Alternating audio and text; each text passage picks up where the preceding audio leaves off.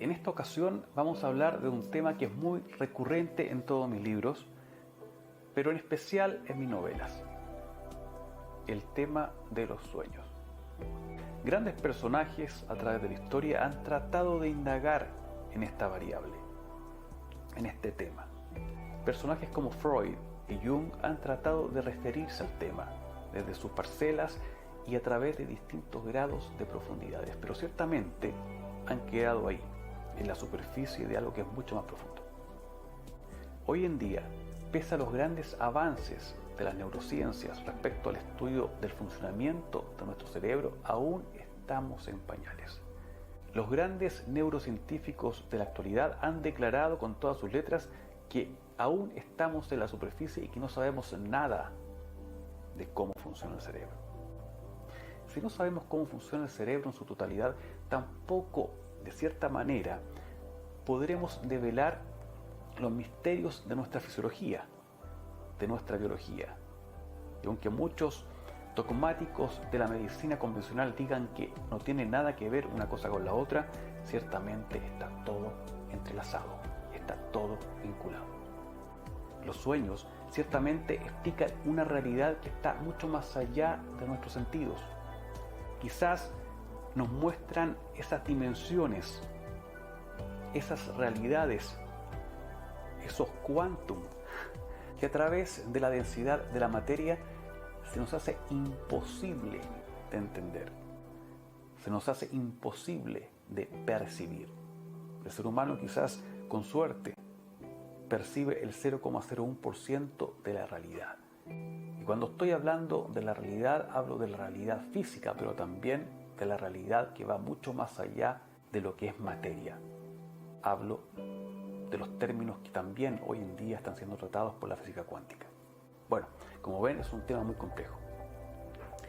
Pero en todos mis libros hablo de un mundo que para mí es fascinante, porque soy un convencido que en la medida que vayamos comprendiendo a nuestra mente, podremos ir descifrando el funcionamiento de la vida, el funcionamiento de la física y de la metafísica.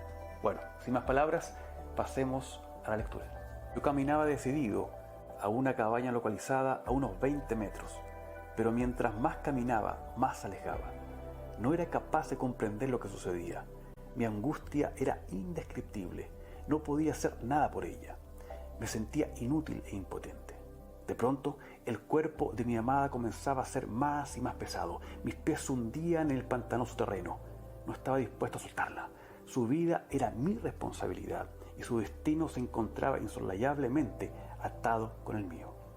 El tiempo pasaba, el peso aumentaba y un profundo dolor comenzaba a germinar en mí, como si el aumento gradual de su cuerpo fuera quebrando lentamente cada hueso de mi humanidad.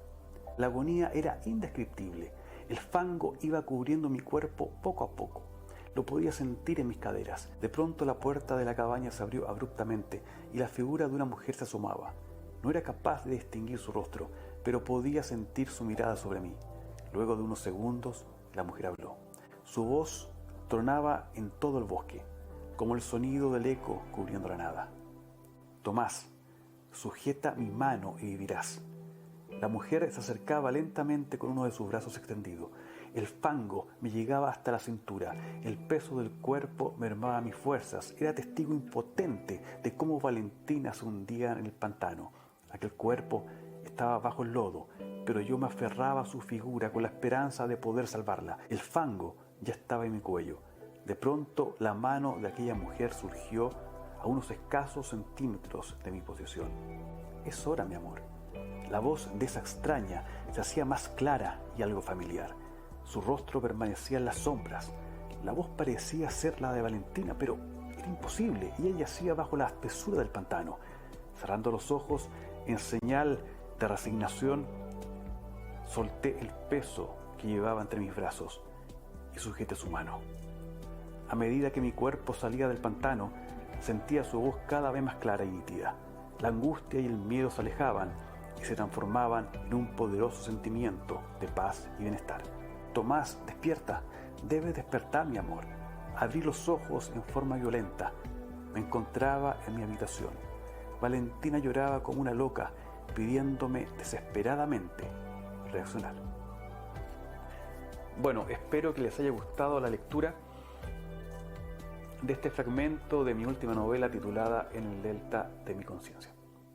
Como les dije al principio, los sueños quizás serán por mucho tiempo una gran incógnita.